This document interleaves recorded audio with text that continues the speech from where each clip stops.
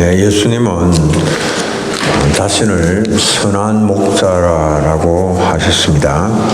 우리는 선한 목자 되시는 주님의 양입니다. 선한 목자는 양을 돌보십니다. 목자가 양의 틀을 제때에 깎지 아니하면 금방 양은 틀로 덮이게 되고 눈만 뻐끔하게 가까스로 드러납니다. 그런데 이 무성하게 자란 틀에 먼지라도 묻고 또 진흙이라도 묻고 그러면 틀의 무게가 막 이런 게 막 많이 묻으면 엄청나게 무게가 나가서 양이 행여라도 중심을 잃게 되면 넘어져서 옆에서 목자가 일으켜 주지 않으면 잘 일어나지를 못합니다. 그런데 이제 쓰러져 있다가도 목자가 일으켜 세워주고 또 흙과 먼지로 범벅이 되어 있는 그런 틀을 깎아주면 날듯이 또다시 초장으로 향하여 달려갑니다. 이처럼 이제 양은 목자가 돌보는 그런 손길로 인하여서 일상을 회복을 하게 됩니다. 우리는 거칠고 험한 광야 같은 일상을 살아가는 나그네 인생입니다. 인생길 여정에 삶의 무게가 버겁고 힘들어서 허덕이다가 쓰러지기도 하고 그리고 때로는 침체의 늪에 빠지기도 합니다. 그때 우리의 영혼의 목자 되시는 주님께서 우리를 이렇게 세워주시고 그리고 모든 무거운 짐들을 또 벗겨주시고 우리를 고쳐주셔서 우리의 영혼을 소생케 해주십니다. 우리는 다 이제 이 땅에서 나그네요. 천성을 향해서 나아갑니다. 그 나가는 중에 우리 육신의 쇠퇴를 누구나 경험을 합니다. 제가 어저께 이제 이렇게 동영상을 우리 정관 한빛교회 이제 설교 유튜브에 설교 동영상이 계속 올라오는데 제가 2년 전에 설교한 그 동영상을 이제 보게 되고 그러면서 2년 전에 저의 모습과 지금 이제 2년이 경과한 지금의 저의 모습을 비교를 해보니까 그냥 뚜렷하게 차이가 나타나요. 그냥 매일매일 자기 자신의 모습을 보고 거울을 보고 그렇게 지나면 자신이 겉으로 이렇게 이제 노쇠해가는 이런 것들을 잘 자신은 느끼지 못하지만 그러나 2년 전에 찍어놓은 그런 것과 이제 비교를 해보면 확연하게 드러나죠. 2년 전에 보니까 제가 좀 더 청년 같았어요. 청년 같았는데 지금은 뭐 보니까 완전히 좀 그러지 못한 그런 모습. 그러나 이제 여전히 저는 그냥 어떤 때는 이제 착각 속에 아직도 젊은 청년 같은 그런 생각들, 그런 기분들을 가지고 이제 살기도 하죠. 그러니까 이제 우리가 겉으로 드러나는 이런 변화들은 잘 이렇게 인지를 하고 또 대처를 하기도 합니다. 건강이나 물질의 손실을 입게 되면 우리가 이것 조금 민감하게 생각하고 여기에 대응하고 대처를 합니다.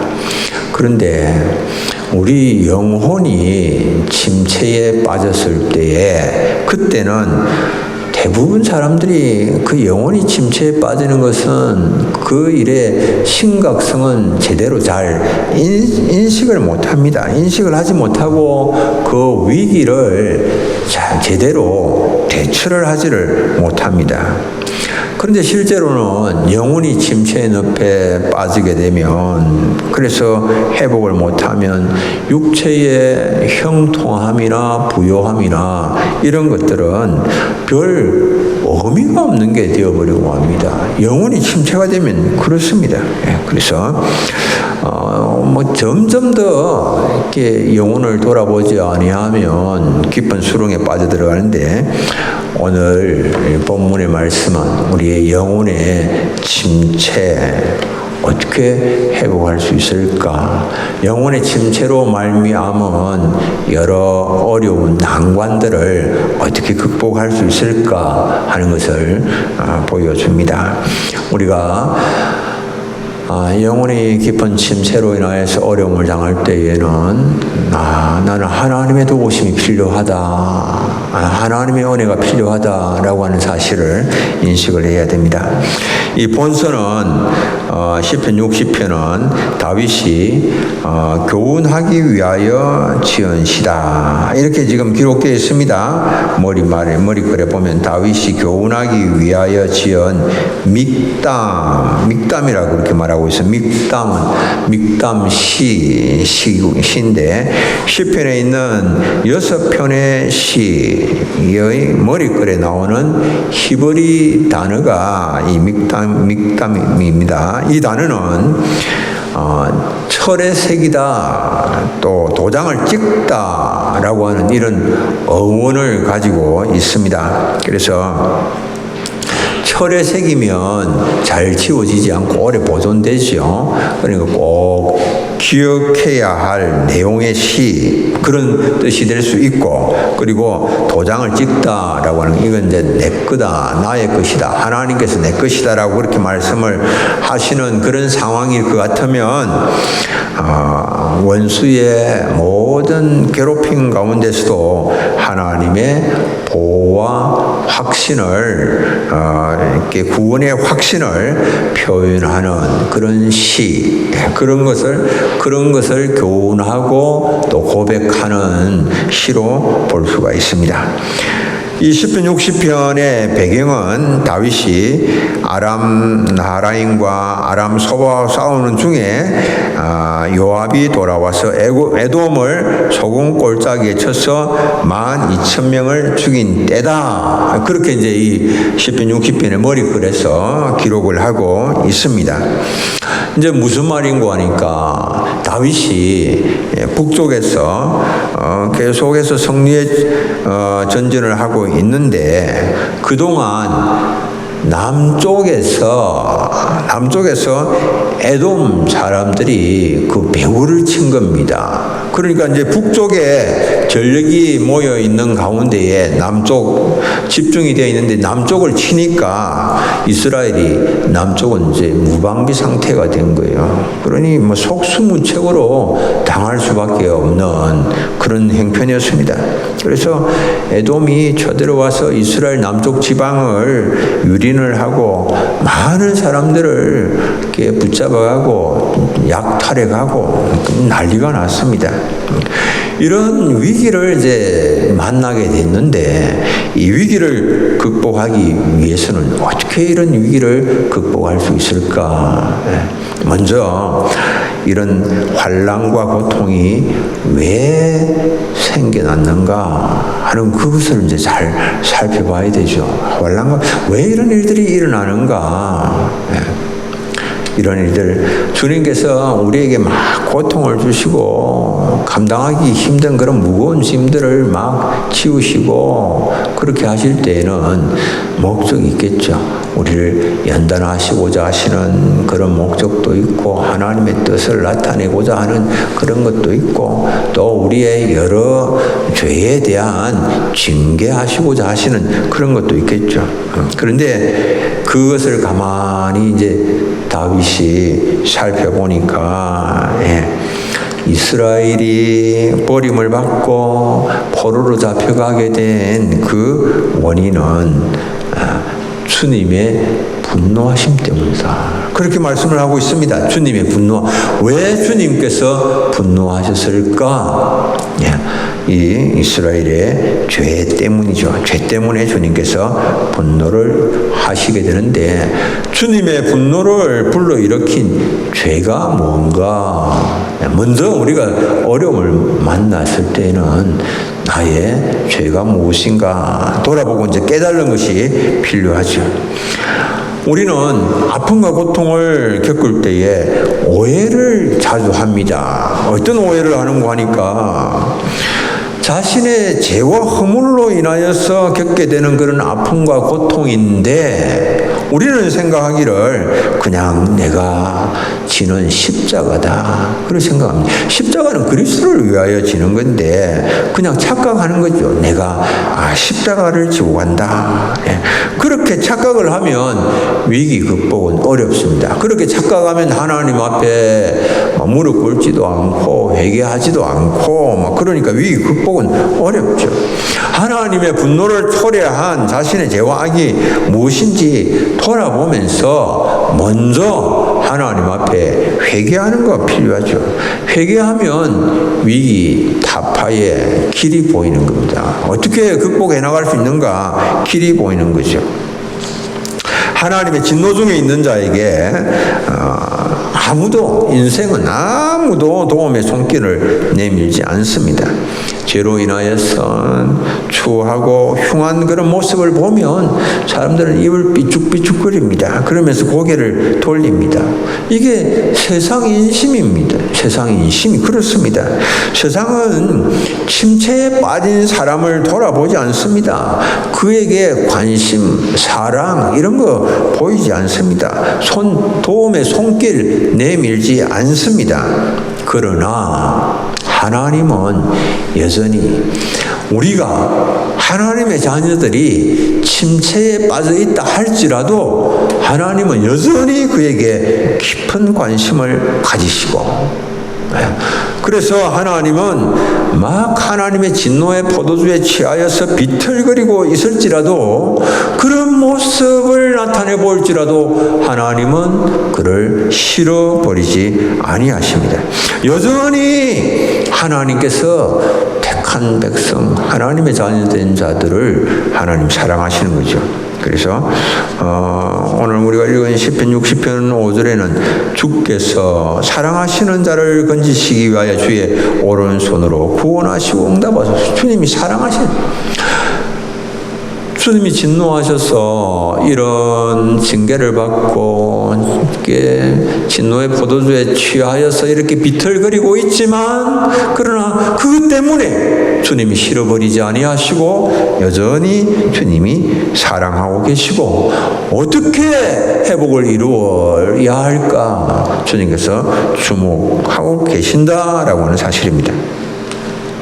침체의 때라도 약속의 말씀을 붙잡으면 희망이 있습니다.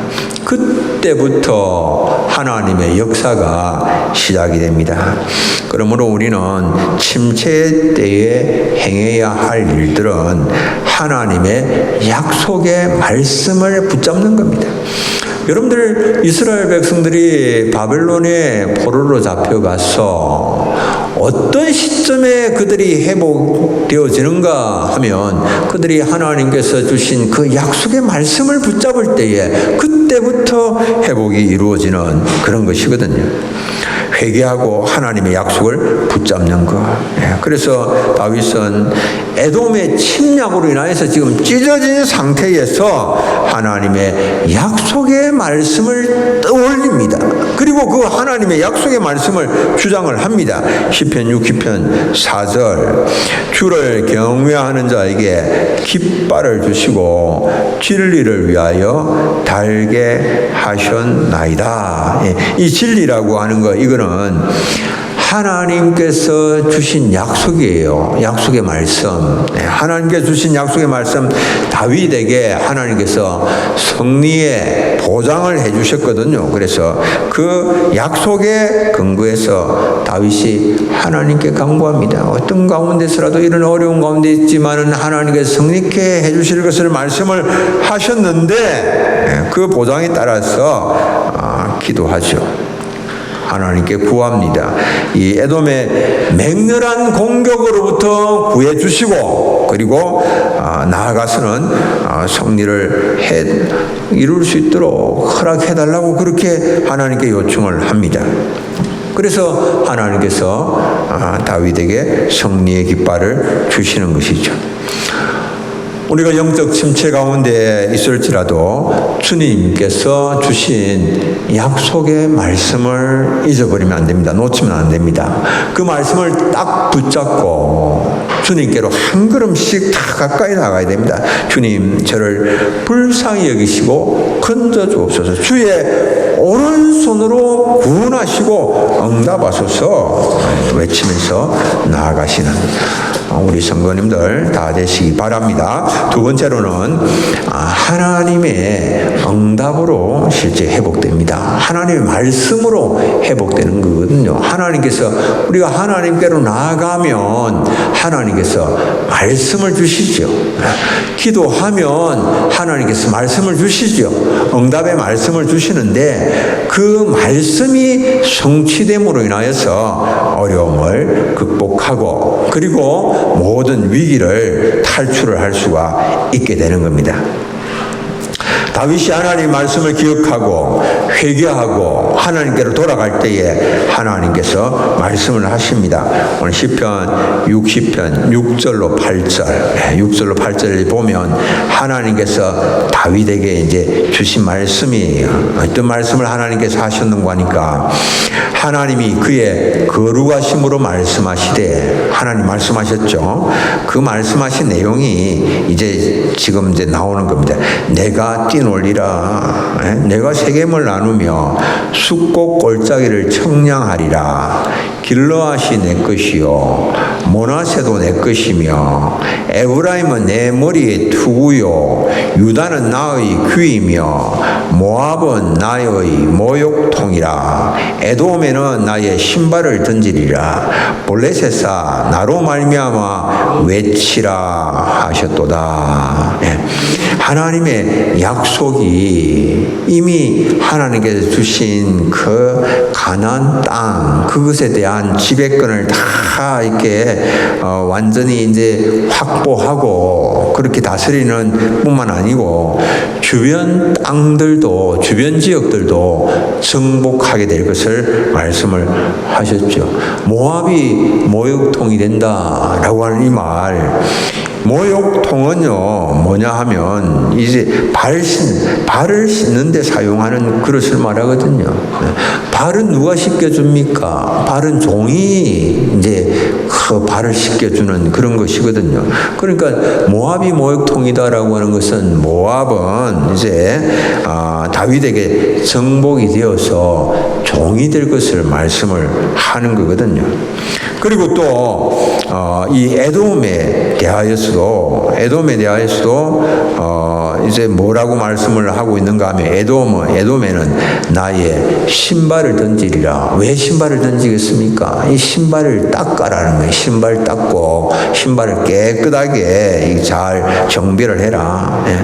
신발을 닦는 자, 신발을 정비하는 자, 그 종이죠, 노예죠. 그러니까 에돔도 역시 이스라엘의 종이 될 것을 말씀을 하고, 그리고 볼레셋은 다윗의 공격을 받아서 막 이제 부르짖게 될 것을 말씀하죠. 볼레셋아 나로 말미암아 외치라. 막 공격을 받고 그래서 위기 가운데 부르짖게 되는 이런 것을 말씀을 합니다. 하나님께서 자기 백성들에 대하여서 위기에 처하여 있지만 그 죄를 깨닫고 회개하고 약속의 말씀 붙잡고 나갈 때에 하나님께서 주시는 말씀이 자기 백성을 도우셔서 이런 모든 대적들까지도 다 그 손에 맡겨주시겠다라고 말씀을 하신 겁니다. 주님께서는 오늘도 우리의 무거운 죄짐을 지고 우리가 지치고 상처받고 그래서 힘들고 어려워서 때로는 우리의 눈에 눈물이 마르지 아니하고 우리의 지고 있는 짐들이 너무 무거워서 허덕이고 있을 때에 우리를 향하여서 주님 말씀을 하십니다. 다 내게로 오라. 내게로 오라고 주님 말씀하십니다. 힘을 얻는 유일한 방법은 주님의 말씀 딱 귀담아 듣고 주님의 말씀에 대하여서 그 주님의 초청에 응하여서 그 우리가 신실하게 반응하는 것이죠. 마태복음 11장 28절로 30절 주님의 부르심 우리가 함께 한번 읽겠습니다. 수고하고 무거운 짐진 자들아 다 내게로 오라. 내가 너희를 쉬게 하리라. 나는 마음이 온유하고 겸손하니 나의 멍에를 메고 내게 배우라. 그리하면 너희 마음이 쉼을 얻으리니 이는 내 멍에는 쉽고 내 짐은 가벼움이라 하시니라. 아멘. 주님께서 우리를 오라고 하시는 것은 주님께서 우리에게 뭘 기대해서 오라고 말씀하시는 게 아니에요. 주님께서 우리를 오라고 하시는 것은 우리가 쉼과 회복이 필요하기 때문에 우리에게 쉼과 회복을 주시기 위해서 오라고 하시죠. 그래서 주님이 주시는 쉼과 회복을 위해서는 먼저 내 무거운 짐을 내려놓고 주의 멍에를 메는 겁니다. 주의 멍에. 멍에는 뭘 말하는가 하면 내가 져야 되는 십자가를 말합니다. 사람들은 멍에 십자가 그러면 그냥 막 부담스러워합니다. 무겁게만 느낍니다. 그런데 오늘 본문이 우리가 읽은 이 마태복음 11장에서 말씀하고 있는 것은 주님과 함께 지는 그 짐은 결코 무겁지 않고 그 멍에는 무겁지 않고 그 십자가는 무겁지 않고 주님은 뭐라고 말씀하십니까? 내 멍에는 쉽고 내 짐은 가볍다라고 말씀을 하십니다. 그것은 내가 내 몫에 태여 있는 나의 죄로 말미암은 그런 짐보다도 훨씬 가벼운 거예요. 그 내가 지금 지고 있는 이것보다 훨씬 더 가벼운 거예요. 그거 내려놓고 주님의 것을 내가 지면 힘이 있고 회복이 있고 평강이 있다. 주님께서 말씀을 하시는 겁니다. 우리는 내게 지워지는 십자가, 어떤 사람은 그 십자가 힘들어도 끝까지 지고 가는 사람이 있습니다. 어떤 사람은 중간에 난 십자가 못 지겠다, 싫다, 그래서 도망가는 사람도 있습니다. 그런데 여러분들 기억해야 될 거 하나 있습니다. 그것은 뭐냐 하면 십자가를 통해서만 우리가 승리를 할 수 있고 십자가를 통해서만 주님께서 우리를 위하여 준비하신 모든 좋은 것들, 풍요를 또 누릴 수 있고 하나님 나라의 유업의 상속자로 세워질 수 있다라고 합니다. 십자가를 통해서만. 다른 길이 없습니다. 다른 방법이 없습니다. 그래서 믿음의 선진들은 십자가가 너무 내게 달콤하고 너무 아름답다 이런 표현까지 하고 있습니다. 사무엘 러드포드는 17세기 스코틀랜드 언약 신학자였습니다. 교회 회복을 위하여서 종교개혁에 헌신한 언약 신학자였는데 이 사무엘 러드포드가 이런 이야기를 합니다. 그리스도의 십자가는 내가 져보았던 짐 중에서 가장 달콤한 것이었다. 십자가는 새에게 날개가 자연스러운 것처럼 돛이 배에 당연한 것처럼 나에게는 자연스러운 것이었다. 십자가는 내가 가야 할 항구로 데려가는 안내자였다. 여러분들 십자가 달콤하고 그를 가야 되는 그 항구로 우리가 어디 가야 됩니까? 어느 항으로 가실 겁니까? 부산항으로 가실 겁니까? 제주항으로 가실 겁니까? 우리는 천국항으로 가죠. 천국으로 가죠. 그곳으로 우리를 데려가는 안내자다. 십자가가. 그렇게 그가 십자가를 예찬을 했습니다. 어떤 부잣집 주인이 가마꾼들에게 하나 부탁을 했습니다. 강아지가 집을 나갔는데 좀 나가서 개를 좀 찾아오느라 부탁을 했습니다. 그러니까 가마꾼들이 주인에게 뭐라고 대답을 하는고 하니까, 주인님, 우리는 주인의 가마를 매는 책무만 있지 개 찾을 책임은 없습니다. 그렇게 이야기했습니다. 개 못 찾겠다라고 하는 거예요. 거절했습니다. 그러니까 주인이 말합니다. 그래, 그러면 내가 그럼 개를 찾을 테니까 너희들은 가마를 매라. 그때부터 이제 가마를 매게 됩니다. 하루 종일 개를 찾아서 산으로 들로 찾아다녔지만은 아무리 찾아도 쉼없이 찾아도 찾을 수가 없습니다. 다음 날도 또 강아지를 찾으러 나갔습니다. 가마를 타고 나갔습니다. 헛수고만 합니다. 사흘째도 또 가마를 타고 나갔지만은 힘만 들고 고생만 되지 찾을 수가 없습니다. 가마꾼들이 힘들기는 누가 힘들겠습니까? 가마꾼이 힘들지요. 가마꾼들이 너무 힘들어서 이제는 주인에게 반대로 부탁을 합니다. 주인님, 좀 개는 저희들이 찾을 테니까 주인님 가만히 좀 앉아 계십시오. 자기들이 가마를 메고 나가니까 너무 힘들다라고 하는 거예요. 그리고 주인은 말합니다. 너희들은 가만히 있거라. 너희들 가마매는 책임만 있다면서 왜 찾으려고 그러냐. 그러니 가마꾼들이 자신들의 불의한 불순종한 죄를 용서해달라고 그렇게 빌었다는 그런 이야기죠. 우리 주님께서 내게 메어주시는 멍에 내가 져야 하는 그 죄짐보다도 훨씬 가벼운 겁니다. 주님께서 우리에게 매라고 하시는 그 멍에는 우리의 신과 회복을 위한 주님의 사랑의 배려입니다. 우리를 막 이렇게 무거운 짐에 억눌려서 쓰러지라고 그렇게 매라고 하시는 거 아니죠. 그래서 주님께서 내게 메어주시는 멍에가 있다면, 십자가가 있다면, 우리 사랑하는 성도님들, 십자가 때문에 불평하지 마시고 즐겁게 주님의 멍에를 맬 수 있는 우리 성도님들 되시기를 바랍니다. 우리는 영적 전쟁터의 한복판에 있습니다. 대적 마귀는 우리를 사자처럼, 우는 사자처럼 삼키려고 계속해서 호시탐탐 기회를 노리고 있습니다. 은밀한 곳에 숨어가지고 마귀가 딱 우리에게 그냥 전혀 예상치 못하고 예기치 못하고 한 방 팍 날리려고 지금 이제 준비를 하고 있습니다.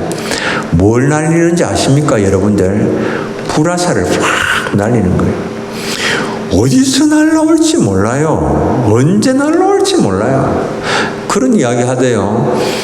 축구에서 헤딩이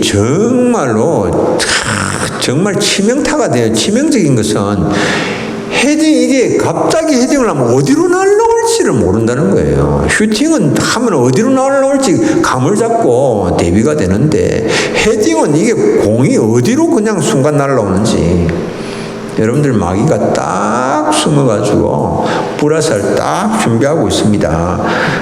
조금만 이 틈만 보인다 싶으면 그냥 날리는 거죠. 그래서 믿음의 방패 우리가 잘 준비해야 됩니다. 날라오면 탁 막을 그런 믿음의 방패 준비를 해야 되고, 믿음의 방패와 더불어서 우리가 승리하기 위해서는 무장이 필요한데 어떤 무장을 해야 되는가? 십자가로 무장을 해야 됩니다. 십자가. 마귀에게 가장 강력한 타격을 입힐 수 있는 최대의 무기 십자가입니다. 예수님께서 가장 강력한 마귀의 공격, 이걸 어디서 다 처리하셨습니까? 십자가에서 다 처리하셨습니다. 십자가에서. 우리도 승리하기 위해서는 십자가 무장을 해야 됩니다. 우리의 모든 정과 욕을 십자가에 못 박아야 됩니다. 갈라디아 5장 24절 우리 함께 하면 읽습니다. 그리스도 예수의 사람들은 육체와 함께 그 정욕과 탐심을 십자가에 못 박았느니라. 아멘. 그리스도 예수의 사람들은 자신의 의와 공로를 자랑하고 싶은 마음 다 십자가에 못 박아야 됩니다. 다 내려놓아야 됩니다. 모든 자신의 수고를 인정받고 싶은 그런 마음들도 다 내려놓아야 됩니다. 이거 다 내려놓아야 됩니다. 여러분들 이것들을 내려놓지 아니하고 자꾸만 내가 맞게 드러나려고 그러고 내 의, 내 공로 이런 거 막 자랑을 하려고 하니까 십자가의 은혜를 우리가 누리지를 못하는 거예요. 그런 거 자꾸 하려고 그러니까 우리 마음이 하나로 합쳐지지 못하고 합심하지 못하고 하나님의 뜻을 이루지를 못하는 겁니다. 우리에게 여전히 감동이 되는 여러분들 많이 들은 그런 예화일 수 있습니다. 이 주기철 목사님과 조만식 장로님의 얽힌 일화입니다. 주기철 목사님이 평양 산정교회로 이제 청빙을 받게 되는데 산정교회에서 주기철 목사님을 담임 목사로 이렇게 청빙하기로 이제 결정을 했습니다. 결정을 하고 그 결정 사항을 이제 교회 대표로 이제 그 당시 대표로 조만식 장로님을 이제 주기철 목사님께로 이제 보냈습니다. 그래서 자신들이 교회에서 목사님을 청빙하기로 결정한 사실을 이제 알리게 합니다. 그런데 주기철 목사님 그 당시 젊은 목사님인데 조만식 장로님은 그 당시 이제 연세가 좀 드셨죠. 그런데 이 젊은 주기철 목사님 앞에 조만식 장로님 무릎을 딱 꿇고 목사님 저희 교회에 부임할 것을 허락해 주십시오. 우리 교회가 이렇게 결정을 했습니다. 청빙을 합니다. 그런데 여러분들 이게 어떻게 되는가 하면 이 주기철 목사님과 조만식 장로님의 관계를 안다면 이게 참 보통 신앙의 인격을 지니신 분이 아니다. 조만식 장로님이 그걸 알 수가 있는 것이 주기철 목사님이 오산학교를 다닐 때에 이 조만식 장로님은 그 오산학교의 교장이셨단 말이죠. 교장이 이제 학생 앞에 네가 막 이렇게 해라, 이쪽으로 와서 좀 이렇게 하도록 해라, 이렇게 할 수도 있었겠지요. 그런데 이제 딱 그 앞에 가서 이제 그 젊은 목사님 앞에 무릎을 꿇고 청빙을 했습니다. 그래서 이제 이 산정행교에서 주기철 목사님이 이제 사역을 하고 있는 중인데 어느 주일이었습니다. 그 주일날 조만식 장로님이 사람이 찾아와서 막 이렇게 급하게 이제 만남을 하고 좀 예배 시간에 늦어졌습니다. 늦게 예배에 들어와서 황급히 이제 살짝 들어와서 이제 뒤에 앉아서 예배를 드리려고 하시는데 이 주기철 목사님이 그 모습을 보면서 조장로님 그 자리에 서십시오. 서서 뒤에 서서 예배를 드리라고. 장로님이 예배에 늦으면 교인들에게 어떻게 본이 되겠습니까? 서서 뒤에 서서 예배를 드리세요. 여러분들 이게 지금 자신의 제자가 이게 스승에게 뒤에 서서 예배 시간에 좀 늦었다고 뒤에 서서 예배를 드리라는 겁니다. 여러분들 같으면 어떻게 하겠습니까? 그런데 이 조장로님이 뒤에 문 앞에 서서 예배를 드렸는데 설교 후에 주기철 목사님이 그 장로님께 기도를 하라고 그럽니다. 그러니까 조장로님이 다시는 예배에 늦지 않겠다고 회개 기도를 합니다. 주님 용서하여 주옵소서. 주님을 만나는 것보다 사람을 만나는 것을 더 중히 여긴 이 못난 죄인을 용서하옵소서. 또한 이 일로 인하여서 주의 종의 마음을 아프게 하였사오니 이 어찌 큰 죄가 아닐 수 있겠습니까? 그렇게 막 기도를 하면서 더 이상 기도를 못하고 눈물을 흘리고 말았습니다. 그러니까 그 모습을 그 자리에 보고 그 자리에 모인 교인들이 다 눈물을 참지 못하고 울음을 터뜨렸습니다.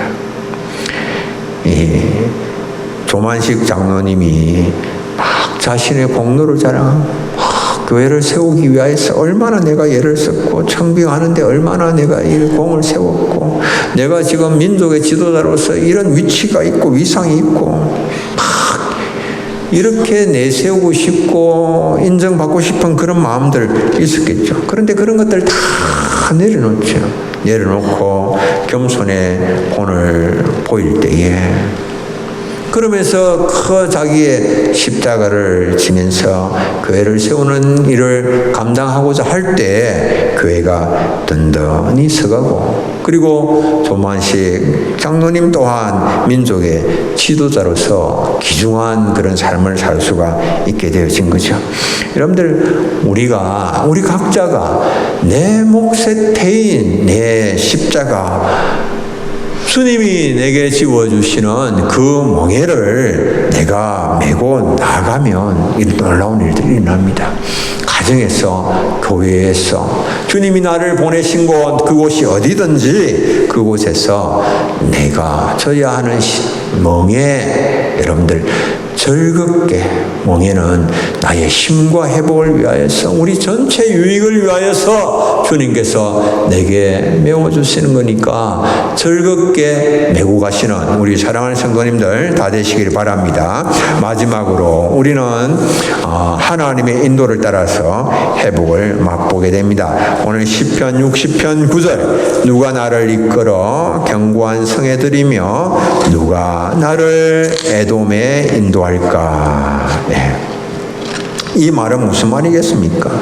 누가 이렇게 할 수 있겠는가? 누구 외에는, 주님 외에는 아무도 나를 도울 인생이 없죠. 주님 외에 누가 나를 어떻게 하더라도 저 견고한 성 페트라, 반석 위에 세워진 그 견고한 성, 에돔에 있는 페트라 성 지금도 있잖아요. 그 성에 누가 들이겠으면 나를 에돔에 누가 인도할 수가 있겠는가?